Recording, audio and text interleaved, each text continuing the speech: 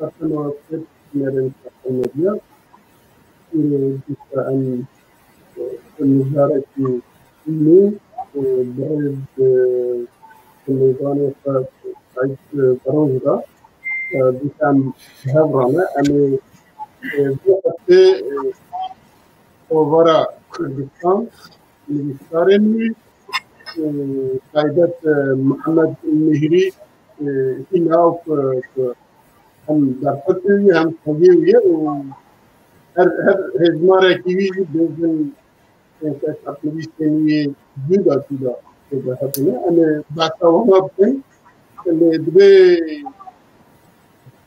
inerime yüzünü kavat olarak ne arzumak ama tek olarak baktım o az meydan taraf bizim böyle ayların fikir hakkı bizim بهبرانه بالنجارة في راتب الشركات الثانية ده هتم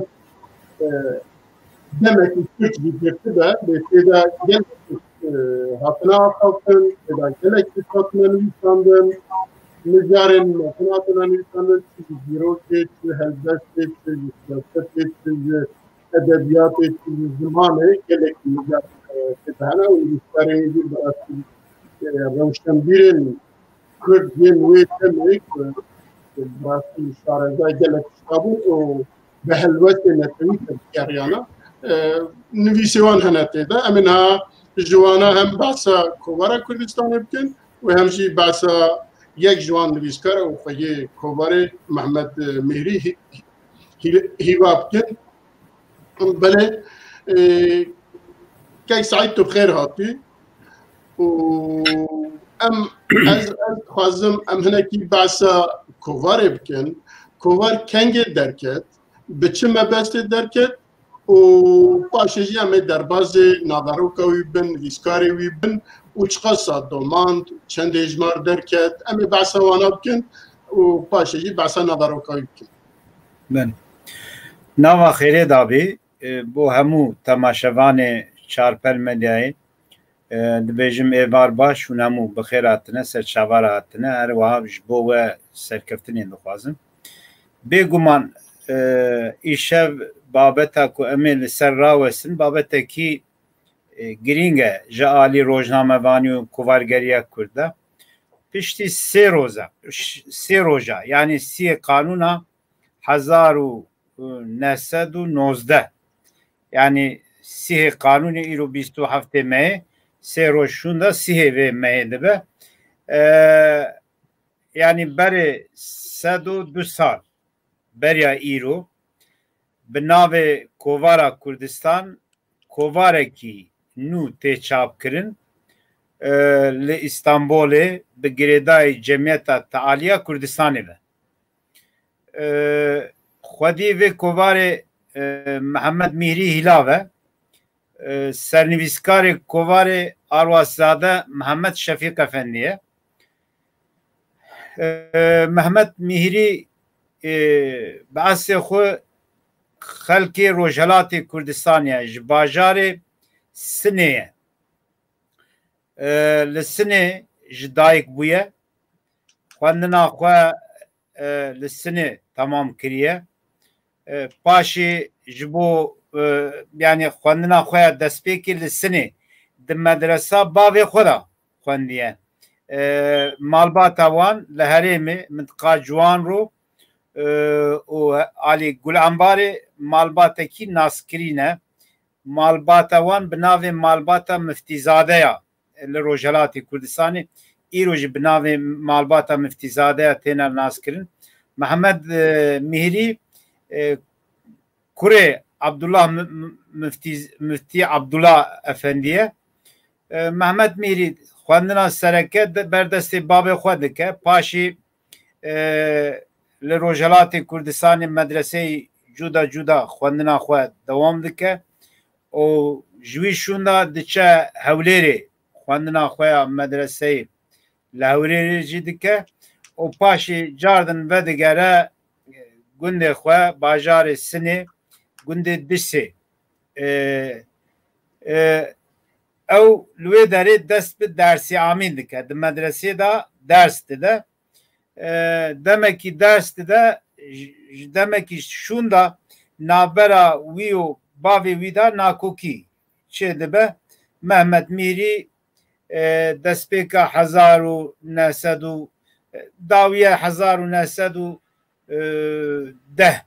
ji Rojalatê Kurdistanê ve diqete û berê xwe dide Bakurê Kurdistanê tê mintiqa Wanê demek ki li mintiqa Wanê dimîne demek ku ew li Wanê dimîne wê demê vira nasîna wî û Saîdê Kurdî jî çê dibe piştî ji Wanê diçe alî Qersê ji Qersê diçe Erzeromê û destpêka sala 1911 ji Erzeromê berê xwe dide ber bi İstanbolê ve diçe İstanbolê di medresa Fatihê de wê demê imtihanekî ezmûnekî çê dibe 105 xwendevan tevlî vê ezmûnê dibin Mehmet Mihri Efendi jî tevlî vê ezmûnê dibe di ezmûnê de bi derece yekemîn bi ser dikeve di medresa Fatihê li İstanbolê sala 1911 dest bi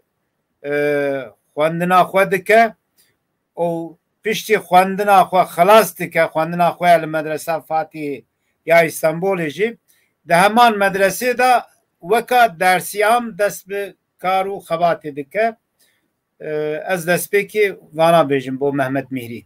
Belê Mehmet Mihri li İstanbol wek xwe gelekî kesên rewşenbîr nas dike di wî demî de û dibe endamê hine wextê ew komele tên damezrandin dibe endamê wan komele heta ji hinek tê de ji hinekî ji wana berpirsyarî jî digire ser milê xwe û paşê di ewkê de ev kover vî koverî derdixin. Îca di vî koverî de elbet ew bitinê nîne çend kesên din jî heye hene û ev kover bes xetekî nede belê ev kovara Kurdistan bes xetekî nede pêşiya xwe di navê de mijarên cuda hene û hemî jî bi peywendî bi Netewek Kurdistanê ve hene bi piranî giranî li ser wan e li ser wî ye me got Mehmet Mihri hem xweyî wî ye hem jî nivîskarek ye û bi gelek navan jî nivîsandiye em ê bêne ser wî ku çiqasa navkaraniye gelek navan jî nivîsandiye pêşî em behsa nivîskarên ewkê bikin eger hinek ji wana di bîra te de be kovara Kurdistanê bikin û mijarê wan bikin û paş em cardin bizverin êdî ser Mehmet Mihri û devam bikin. Belê yani em hatin sala 1911 yani kovar 1919 hatiye çap kirin. Belê. Ji bo ku em basa kovarê bikin divê em ev 11 heta 19 çi bû çi kir divê em basa wî jî bikin ku valayiyekî nemîne li wê derê. Yani Mehmet Mihri piştî ku li medresa Fatihê dibe dersiyam yani dibe mamoste Belê. Peyderpey têkiliya wî bi Kurdê li İstanbolê bi xwendevanê Kurdê li İstanbolê re çê dibe ev têkilî roj bi roj berfireh dibe dema ku sala 1912 27 meha 1912 cemeta hêviya talebeyên Kurd tê damezrandin Mehmet Mihri yek ji kesê xwendevan û xortekî ciwanekî wê demê ku di nav xebata vî cemiyetê de cî digire cemiyeta hêviya talebeyên Kurd sala hezîrana sala 1913 dest bi weşana kovara Rojî Kurd dikin. Belê. Rojî Kurd çar hejmar tê çap kirin nivîsê Mehmet Mihri di nav rûpelê Rojî Kurd de jî hene em dibînin ku nivîskariya wî ya ser Kurda û kultura Kurda zimanê Kurda ji destpêka xebata cemiyeta hêvî dest pê dike û piştî ku Rojî Kurd tê rawestandin Hetavi Kurd tê derxistin ji alî cemeta hêvî ve nivîsê Mehmet Mîrî di Hetavi Kurd de jî hene. Hetav jî yani roj yani tav. Belê Ya bi Soranî yani hetav dibêjin. Yani li dora rojî ziviriyane. Belê. Hetavî Kurd jî heta destpêka şerê yekemînê cîhanê tê weşandin ew jî hejmara dawîna ku berdestê me heye hejmara dehaya Hetavî Kurd. Em dibînin di nav rûpelê Hetavî Kurd de jî nivîsê Mehmet Mîhrî hene. Piştî ku şerê yekemîn dest pê dike weşana Hetavî Kurd jî tê rawestandin, cemiyeta hêvî jî xebata wî tê rawestandin. Ne Kurd bi xwe radwestînin. Ji alî desthilatdariya siyasiya wê demê ve tê rawestandin. O her wiha şer jî dest pê dike. Ji ber ku şer dest pê dike gelek kadro û ciwanê Kurda bi mecburî rê dikin cepha şer. Mehmet Mîrî di pêvajoya şerê yekemîn da dema xwe vala derbas nake. Wî demê de Babanzade İsmail Haqqî yê Başûrê Kurdistanê ji malbata ji babanan e dema ku ew dibe wezîrê perwerdeyî têkiliya wî bi İsmail Haqqî ra jî çê dibe. İsmail Haqqî Babanzade ra jî çê dibe. Di encama wî têkiliyê de wî teşwîq dike ku Mehmet Mîhrî hukukê bixwîne. Yani wê demê diçe Mehmet Mîhrî pêvajoya şerê yekemîn de hukuk dixwîne. Piştî ku şer xelas dibe 1900 dawiya 1918 em dibînin Kurd carekî din dest bi xebatê dikin. Vê carê jî Komela yani Cemiyeta Taliya Kurdistanê tê damezran. Partiya Radikal Avamê bi serokatiya Mewlanzade Rifat tê damezrandin. Piştî damezrandin ji alî Kurda ve destpêk ev her du rêxistin tê damezrandin. Sala 1919 Cemiyeta Hêvî carekî din tê damezrandin. Di vî navberê de Behuldana Seyyid Abdulkadir Efendi Partiya Radikal Avam yani partiya bi serokatiya Mewlanzade Rifat ku cîgirê wî jî Emin Ali Bedirxan bû Partiya Radikal Avam yani Partiya Radikala Gel. Behuldana Seyyid Abdulkadir Mewlanzade Rifat Emin Ali Bedirxan û hemû bi hev re rewşenbîr û siyasetmedarê Kurd wê demê bi navê Cemiyeta Taliya Kurdistanê rêxistinekî nû damezrandine. Mehmet Mîhrî di vî pêvajoyê de di nav xebata Cemiyeta Taliya Kurdistanê de jî ciyê xwe digire û her wiha piştî damezrandina Komelê du meşûn da li ser navê Komelê yani fiîlî Kovara Kurdistan bi girêdayî Cemiyeta Taliya Kurdistanê. Beriya Kovara Kurdistanê Kovara Jîn tê belavkirin. Kurdistan tê belavkirin. Her wiha rojnameya serbestiya Mewlanazade Rifat dubare dest bi weşanê dike. Di vê dewreyê de serbestiya Mewlanzade Rifat zî weka organa Cemiyeta Taliya Kurdistanê dest bi weşanê dike. Ev her sê weşan bi girêdayî Cemiyeta Taliya Kurdistanê ve têne derxistin. Di heman demê de ew rêxistinê kulturî û ciwanê Kurdên ku beriya şerê yekemîn hatibû damezrandin cemiyeta hêvî carekî din tê zindî kirin carekî din dest bi xebatê dike. Cemiyeta Neşrî Marîfa Kurd ku beriya şerê yekemîn destpêka 1910 daha da hatibû damezrandin ew jî carekî din dest bi xebatê dike.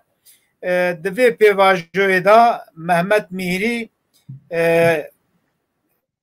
alîkî endamê Cemiyeta Taliya Kurdistanê alîkî di nav koma Cemiyeta Hêviya Xwendekarên Kurd da cî digire o liser navê cemiyetê yani Cemiyeta Taliya Kurdistanê Kovara Kurdistanê derdixînin. Yekemîn hejmara Kovara Kurdistanê di sihê Kanûna 1919 da yani piştî sê rojan bêjin tê çapkirin. Kovara Kurdistan vê gavê li ber destê me 19 hejmarê wî hene. Mehê carekî tê çapkirin ser beşê kunyeya Kovara Kurdistanê dibêje ji xeynê siyasetê basa hemû mijarê li ser Kurd û Kurdistanê dike. Kovarekî ilmî ye, îçtimai ye. Destpêkî çend hejmarê pêşî bi vê motoyê kovar tê weşandin. Paşî siyaset jî dixe. Dibêje siyasî, îçtimai, edebî, ilmî giş hemû babeta digre nav xwe. Bi vê awayî Mehmet Mihri xwedî imtiyazê vê kovarê dibe. Arwazade Mehmet Şefîk jî sernivîskarê kovarê ye. Mehmet Mihri di vê xebata xwe da em dibînin ku di her hejmarekî Kovara Kurdistanê da du sê nivîsê wî hinek hejmara da sê çar nivîsê wî hatine çapkirin. Xebatekî xurt xwedî qelemekî bihêzê milletê Kurd e. Mehmet Mihri gelek mijara da nivîsandiye di nav rûpelê Kovara Kurdistanê da li ser edebiyatê nivîsandiye, li ser ziman nivîsandiye, li ser helbestê nivîsandiye. Ew heman demî di vê pêvajoyê da xwendina xwe ya hukukê temam dike, digîje nasnameyekî din ew jî hukukzaniya wî ye. Heman demî hukukzan e. Ew sala 1921 qeyda xwe li baroya İstanbolê çêkiriye û cüzdana hûyeta baroyê girtiye. Ew di kitêba ku we nîşan da kitêba min da ev wêneyê vî hûyeta wî ya qeyda baroya İstanbolê jî têda heye. Bi vê awayî dest bi xebatê dike Kovara Kurdistan mehê carekî tê çapkirin. Li ser hev 19 hejmar hatine çapkirin. Di nav Kovara Kurdistanê da gelek mijarê cûr bi cûr hene. Yani em karin bêjin Mehmet Mihri bi nasnameyê cûr bi cûr tê nasîn. Ew hukukzan e, ew şaîr e, ew edîb e, ew rexnegir e. Bi van nasnameyê xwe giştê nasîn û dema ku em vana vê tarîfê îzahatê vê van mefhûma li ser wî dibêjin ne ku em hema wisa dibêjin derbarê hemû mijara da nivîsê wî hene û em karin van xebatê wî yên ser edebiyata Kurd yani wê demê gengeşiyek dest pê dike. Gelo edebiyatekî Kurda heye an tune ye. Mehmet Mihri ji bo ku bersiva wî yekê bide dest bi edebiyata Kurdî dibêje heye û dest pê dike peyderpey em di nav rûpelê Rojnama Kurdistan da em ew nivîsî wî di nav Kovara jîn de jî têne çapkirin. Ew nîşan dide ku belê edebiyatekî Kurda heye lê nehatiye nivîsandin. Ew nenivîsandinê di wî alî da gelek rexne ji yê kesên beriya xwe dike. Mehmet Mihri dibêje ew xwendavanê me, zanayê me, rewşenbîrê me dibêje heta îro ji zimanê Kurdî ra xizmet nekirine. Dibêje ew bi rastî jî gunehkarin, mesûlin. Di vî babetê de wiha dibêje. Dibêje ne ku di nav vê qewmî da gelek kadir, gelek şexsiyet kes derketine, gelek mirovên xwedî fazilet û belkî yên dahî jî hebûn di nav wana da bilfîl. Feqet nekarîne xizmeta pêdivî bo zimanê xwe pêk bînin. Lakin aynî mirovan yani van mirovan جهنه کارا گله خدمت کرنا و جبر وی خدمت وانجی تشکر و تبریک جبو وان هاتنه تحقیق میکرن قصداوی جوی خدمت زمان عربی کرنا خدمت زمان عثمانی کرنا خدمت زمان و ادبیات فارسی کرنا رخنه لوان کسی کردی کو بوان زمان نویساندنه رخنه لوان دکه دبیجه لهمبر وی یکی دما کو وانا زمان وان ملتا نویساندنه وقت دیاریه کی yani ew hatine tebrik kirin hatine takdir kirin jî dibêje ez lehember van kesa lehember vê yekê wek diyariyekê ez dixwazim beytê bêjim dibêje ew ên ku xwedî fazîletê bin û fazîleta xwe lehemberê qewmê xwe nîşan nedin û veşêrin çawa ku îtimat bi wan nabe her wiha jî lome ji wan tê kirin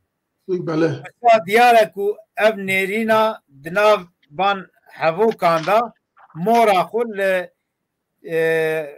polîtika weşandina Kovara Kurdistanê jî xistiye di heman çerçevê de hin gotinê sernivîskarê Kovara Kurdistanê Mehmet Şefîq Arwazîzade jî hene Mehmet Şefîq jî derbarê vê yekê de wiha dibêje dibêje çawa ku ferdê me hesiyeta xwe muhafaze dikin lazim e ji bo şeref û îzzeta milletê xwe zêdetir canfidayî bikin lewra şeref hesiyeta millet hem bo wî hem yê temamê kesa ye ev her du heval û ev her du mesûlê Kovara Kurdistanê bi vî famê di vî çarçoveyê de Kovara Kurdistan hatiye çapkirin û hatiye belavkirin dengê te hate birîn mamoste divê belê mamoste qedar dengê te hate birîn li kesê Kurdin û xizmet ji zimanê Kurdî nekirine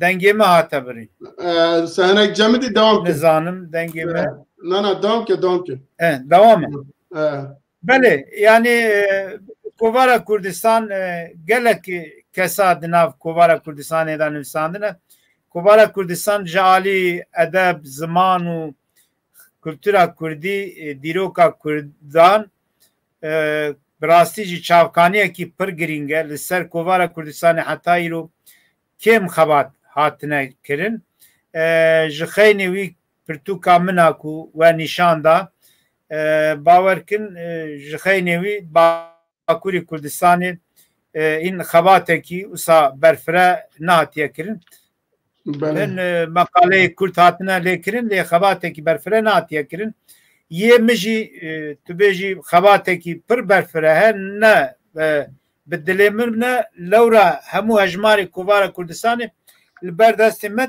tu nebûn ew hejmarê ku li ber destê me hebû xebata min di çarçova van hejmara da çêbûye lê vê gavê ez zanim ku 19 hejmarê Kovara Kurdistanê li bajarê Silêmanî binkeyê jîn da hene ew ser van 19 hejmara xebatê dikin bawer dikim demekî nêz de ew 19 hejmarê Kovara Kurdistanê wê ji alî binkeyê jîn ve nû ve bêne çapkirin piştî ku ew 19 hejmar serhev hatin çapkirin em ê bibînin bi rastî jî Kovara Kurdistanê kovarekî pir dewlemend e naveroka wî ser gelek mijara nivîs hatine nivîsandin ser edebiyata Kurd ser dîroka Kurda ser helbesta Kurdî ser zimanê Kurdî gelek nivîs hatine lêkirin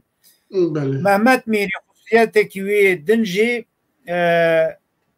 ew ziman xebatê wî ser ziman em karin wek xebatê serekeyê vê babetê bijmêrin yekemîn car Mehmet Mîrî 1918 bi navê Muqadimetül İrfan kitêbekî piçûk çap dike nêzîkî 17 çawa ji navê wî jî diyar e dibêje muqadimeya yani destpêka îrfanê ye destpêka lûgata bi navê îrfanê ye لسر فونولوژیا کردی راوستیا دوی مقادمت الإرفاني دا لی پشتی وی ام دبینن که لسر إرفاني دروجنامه کردستان دا دبن سرنویسا إرفان و اساس دا لسر زمان کردی ریزن نویسن دور و درش هاتنه چاپ کرن دوی سر زمان کردی دما کو ام دخابتن او خبات محمد میری براستی جی پر گرینگن لورا بلکی خبات سرکی سر زمان کردی نکو او خبات اوی 1918 چی بوید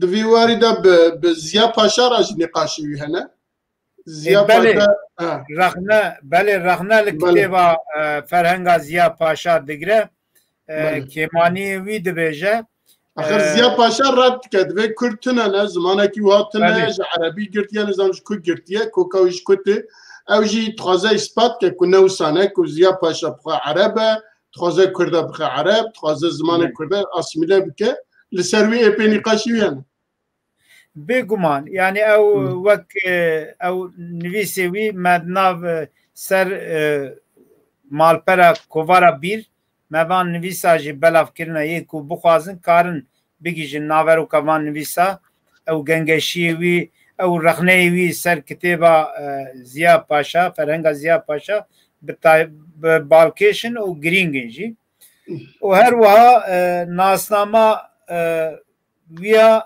عالی ادبی جه یا محمد میری سر ادبیات جی ریزنویسی کی دنا کووارا جین و کووارا کردستان دا نویساندیه او نویسی وی سر ادبیات کردی جی باور دکم جبو تاریخ ادبیات کردی و ببن نویسی سرکه و بالکش محمد میری بخو هلبسی نویساندنه دوان هلبسی خدا جی محمد میری خواب گریدای ریو مکتبا نالی دده ناساندن دبیجه از پیگرت ریا نالی ما نالی سرتاجا شاعری کردایه ده خطا شاعری دا از ده خطا نالی دا دمشم خوکا خلیفه نالی جی دبینه او جی شکی گرینگه تابی بله لی دوی دمی دا پرنسیبن ویلسون کتیا روژوی که هم کرد هم ایرمن و هم جی او کدن او چاق جبو چارنوسیا ولات خو چارنوسیا گلی خو نقاشات کن اجا دوی دا او کیوی دوی دا جهنه یعنی نویسی وی آخافتنی وی او کیوی دوی واری دا جهنه بگمان نویسی وی بالکشن به تایبتی سر مثلا کرد و ارمنا سر مثلا کردستان و ارمنستان ریزه نویسی که دن نویساندیه رخنه ارمنا دگره تبیجه ارمن و هنک پیگرت ارمنا به تایبتی لأوروپا دا علیه کرده دا پروپاگاندای نگاتیف دکه دبیجه اف نراسته بخواه چاوکانی بیانیا اوروپا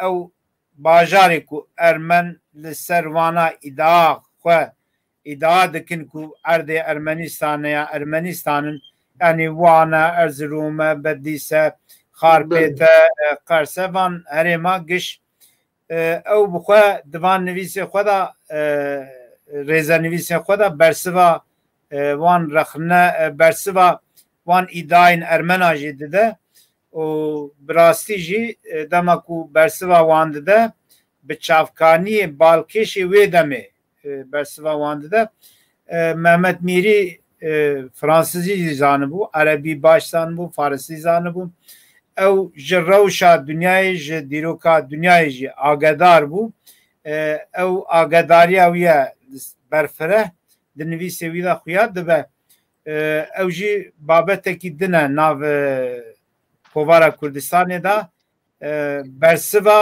ایداین ارمنا تێداین ئەو نویسەویش باڵکێش برسوا ئەو کێژی دەدا یعنی قەتلیامە جەنۆسیدا ئێرمەنا کە داوێژن ستویە کوردا برسوا واناژی دەدا بێگومان بەێ yani nivîseyî de meqalewî de ew jî hene û nîqaşekî mezin dibêje hinekî Türk û hinekî Ermen dixwaze viya bavê ji stûyê Kurda ku ji ew Tirka jê rizgar bikin ewa ne rast e werhesil li ser dinivîsîne hêpin بله yani mijar neve lê ew nav mijar ne ew lê duywarî da jî nivîsandiye bêguman ew dubare dibêje Tirk tarîxa xwe da her carê ku tiştê wisa qirêj kirine xwestine ev qirêjiya xwe bavêjin ser milletê din eqliyatê dinê nav İmparatoriya Osmanî dibêje mesela Ermena da jî Tirk dixwazin ev qirêjî bînin ew bînin ser Kurda Kurda bimîne di vî çarçoveyê de bersiva pêdivî jî dide dibêje em ji vê polîtika Tirka agadarın ev nerast e ew derevin û nivîsê xwe de berfirehî bersiva wan dide û diyar ji prensîbên Wilson jî zav hêviya dikirin ku ew çav ne ew tenê Kurdên wê derê rewşenbîrên wê demê li ser wî êpî nîqaşa jî kirine û nivîsandine û filan kirine pêvan kirine me behsa wî kir belê yani ew prensîbê Wilson divê em baş bizanin yani ne tenê Mehmet Mîhrî Cemiyeta Taliya Kurdistanê siyaseta Cemiyeta Taliya Kurdistanê em karin bêjin gelek kadroyê siyasî û rewşenbîrê Kurdê wê demê prensîbê Wilsonê bo hemiya bû hêviyekî yani mafê çarenûsiya milleta ji alî dewletekî mezin a wek Amerîkayê bê naskirin piştgirî bêkirin bêguman em milletê Kurd jî milletekî cuda ne em jî dixwazin qedera xwe bi destê xwe tayîn bikin di vî çerçeveyê de gelek hewldanê Cemiyeta Taliya Kurdistanê çêdibe hevdîtinê wan bi nûnerê konsolxane û balyozxaneyê dewletên biyanî İstanbolê re gelek hevdîtinê wan çêdibin di vî çarçoveyê de em karin bêjin ew prensîbê Wilson tatbîqkirina wan wê demê çawa ku di nav rûpelê kovara Kurdistan da hatine parastin hatine nivîsandin di nav jînê da di nav serbestiyê da ev prensîb heman temayê hatiye nivîsandin hatine parastin tatbîqkirina wan ji bo milletê Kurd ji bo netewa Kurd divê berfirehî meqaleyê cûr bi cûr hatine nivîsandin ser wî babê belê mamoste yani em bêjin şerê piştî şerê cîhanê yekem û destpêka ku êdî Tirkiye dixwast bibe dewlet serhildana Xoşkiriyê Şêx Saîd û bûyerên wê demê li ser vana jî bandorê kiriye ne bandor li ser rewşenbîrên Kurd ê li Stenbolê û derûdorê din jî bandor kiriye her wiha li ser Mehmet Mîhrî jî ew bandor çêbiye û wisa ew dibe di nivîsên we da jî ya jî de ew we da dibêje demekî bêdeng maye yani ew jî heta tarîxekî jî dide divê heta ew çav bêdeng maye em duî demî de tiştekî kiriye nekiriye li ku maye çê kiriye em zanin ku zewîciye zarê wî çêbûne belê Mehmet Mîhrî sala 1920 bi qîza mamosteyê xwe di medresa Fatihê de Hüseyin Hüznî efendî re Şaziye Xanimê re dizewîce tabî divê ji zewaca wan 5 zarokê Mehmet Mîhrî çêdibin sisê wan keçin di du lawin ji van 5 zaroka bi taybetî ji Selaheddîn Hîlav bi qelema xwe yekî nasiyar û meşhûr e di nav نویسکارên felsefevan li Tirkiyeyê.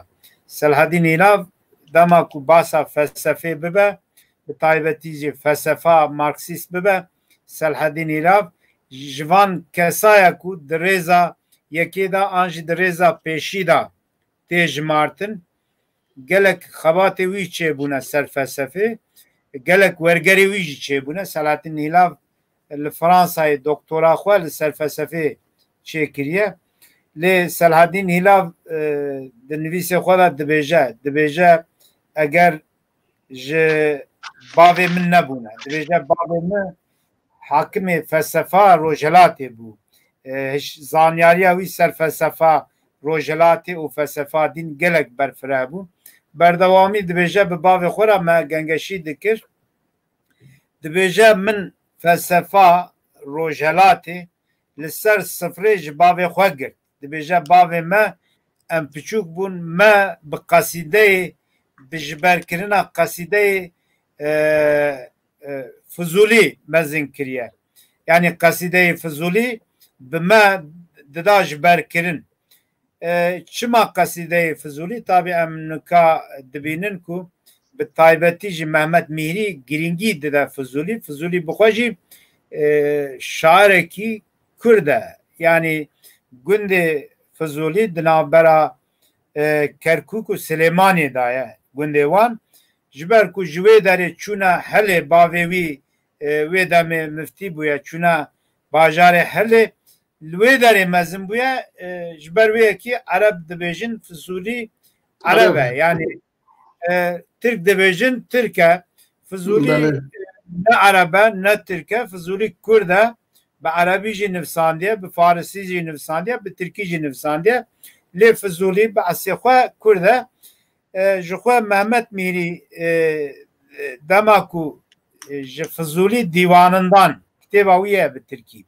Ew dema bêdengî tu dibêjî, divî dema bêdengiyê de, yani piştî 1925 em dibînin 34 da Fizûlî dîwanından, bi navê Fizûlî dîwanından kitêbek wî hatiye çapkirin.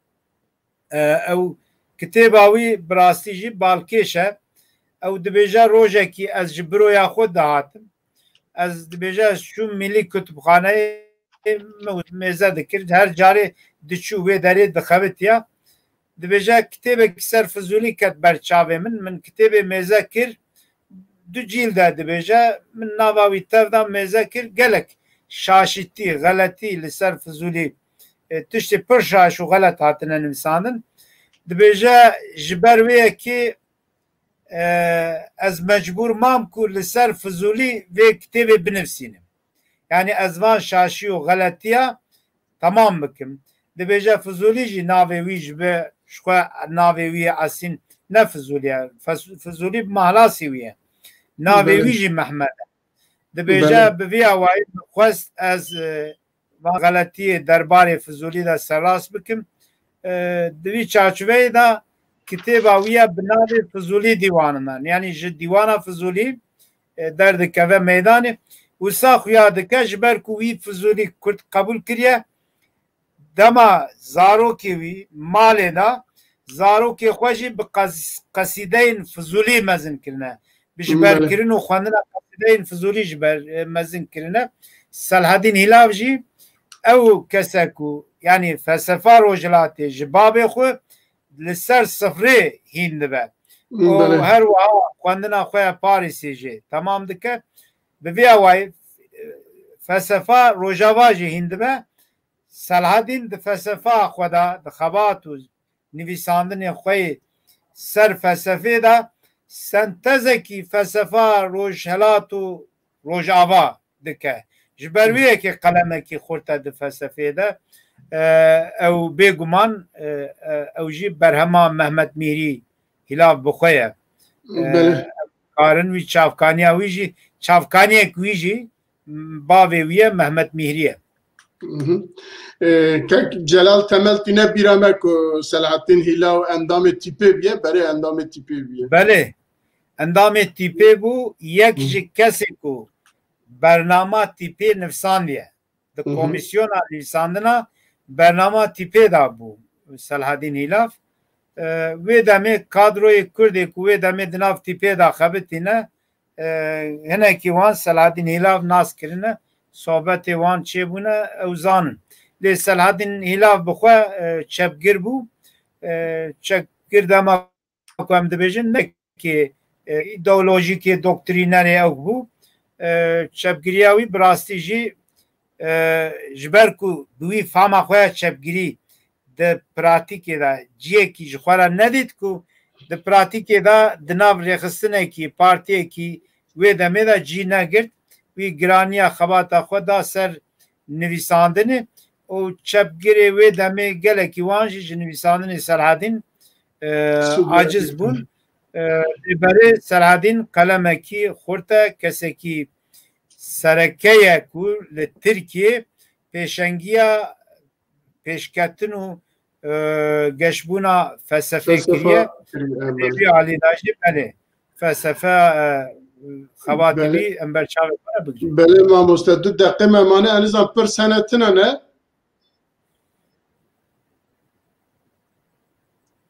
Teknîk pirse ye ege pirstine be em ê ew kê xwe girêv din ha Vahîd Duran dibêje birêz veroj dikare ser Mevlanzade Rifat zêde malûmat bide. Mevlanzade Rifat ez wî bêjim kitêba min heye ser Mevlanzade Rifat û rojnama serbestî du deqeyê me yê ku mane divan du deqeyê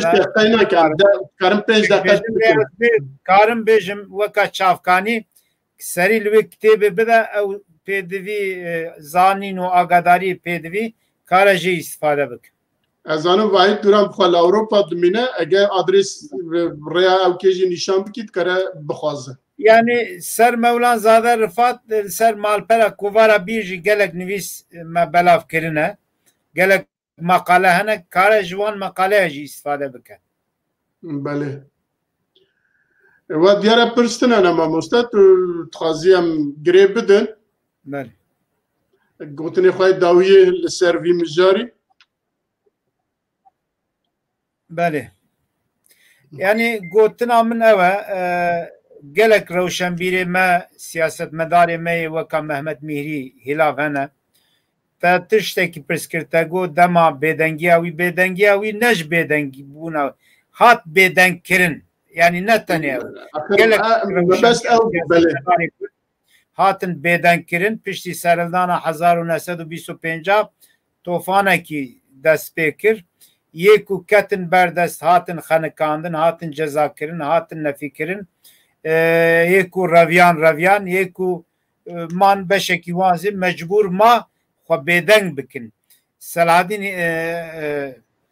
Mehmet Mîhrî ji wan kesayek bû xwe bêdeng kir lê bê hereket nesekinî wê pêvajoyê zê em dibînin nivîs rê dike bo kovarê ku li Başûrê Kurdistanê derdikevin bo kovara Hetawî Hewlêr nivîsê wî ser ziman hene bo kovara Zarê Kurmancî nivîs rêkirine em dibînin ku Mehmet Mîhrî tenê bi Bakurê têkiliyê xwe bi Bakur jî nemaye parçeyê dinê Kurdistanê re jî di nav têkilî de qelema wî hêza qelema wî li wê derê jî tesîr dike û Mehmet Mîhrî di vê pêvajoyê dengê te hate birîn mamoste divanından em bêjin ser ev çar kitêbê wî hene Mukademetül İrfan Fuzuli Divanı'ndan Ahlak Yükselişin kaynağı o lugat irfana ku iro hen nivîst ser hene lê ew kitêb bixwe berdestê me tune divê em li dû wê kitêbê bigerin ew îrfan em bibînin ew xebatekî pir giring e hîn derneketiye ronayî tenê ew nivîsê ku li ser wî hatine nivîsandin û belavkirin em van nivîsa zanin lê kitêb wek kitêb çapbûye divê em bigîjin wê kitêbê bibînin. Belê Selahaddin Hilaf de ew kê da jî nivîsandiye Dicle Firata Musa Anter da jî nivîsandiye Mehmet Mîhrî Hilaf Mehmet Mihri Selahattin Xwanan visandiye. Mehmet Mihri Musa Anter biranîne xwe da dibêje Musa Anter wî nas kiriye têkiliyê wan çêbûne dibêje dema ku me dîja qaynaxê derdixist ji me re nivîs jê rêkirin. Yani Mehmet Mihri her wiha parêzvaniya Saîdê Kurdî jî kiriye ji ber ku hukukzan bû, avukat bû, ketiye doza Saîdê Kurdî û parastinekî baş kiriye bo Saîdê Kurdî di mahkemê de. Ew di parastina xwe de Saîdê Kurdî û xeta têkoşîna wî bi Gandî dişibîne. Dibêje ew weka Gandî têkoşîn dike û şîdetê qethen bi kar naniye. Mahkemekirina wî ne hukukiye parastina wî dike. Parastinekî baş dike û parastinekî ew dike. Gora şertê wê de me. Yani bivê nevê ew dema dîktatoriya yekpartîtiyê da ne tenê Mehmet Mihri gelek Kurd bêdengman lê Mehmet Mihri bi awakî din hîn nerm xebata xwe ya qelemê ajot di berhemê de jî divê pêvajoyê da nivîsandin. Mehmet Mihri sala Gulana 1957 ji me xatir xwast û koça dawî kir. Bêguman bernameyekî wiha de 45 deqa da danasîna rewşenbîrên weka Mehmet Mihri gelek kêm dimîne lê rojê pêş de meriv kare vî babetê berfireh bike. Belê her nivîsekî wan ciyê nîqaşê, ciyê axaftinê, ciyê şîrovekirinê ye. Ji bo wî jî elbet di bernamekî wiha da 45 deqeyê de ancak meriv ev qasa dikare bide nasîn. Em hêvî dikin em hê li vir in û mesûz de ev em ê mehê carekî hev bibînin. Ji bo wî em ê hêzar hev bibînin. û gelek spasê cenabê te dikim. Em hêvî dikin ku bînerê me ya jî temaşevanên çarpel medya ku em dibêjin nifşê me nû belkî kevin jî zêde haya wan ji van nirxê me giranbihayê dîrokî haya wan jê tune. Armanca me ew e em ku wana bidin nasîn ku bikaribin bixwe jî bikevine dû lêkolîne eger bixwazin firetir bikin. Em hêvî dikin ku bînerê me tiştek hinek tişta ji me girtibin û ji bo wan bibiye derfetekî biye pêngavekî ku bikevine dû tiştê wiha û carek din gelek spas ji bo cenabê te û belê bînerên çarpel medya îro jî em gihîştin bi vî mijarekî dîrokî û giring em gihîştin dawiya bernameya xwe. Ez gelek spasê mêvanê xwe dikim û gelek spasê we dikim heta çarşemekî din bimînin di xêr û xweşiyê de bi xatirê we. Êvar baş.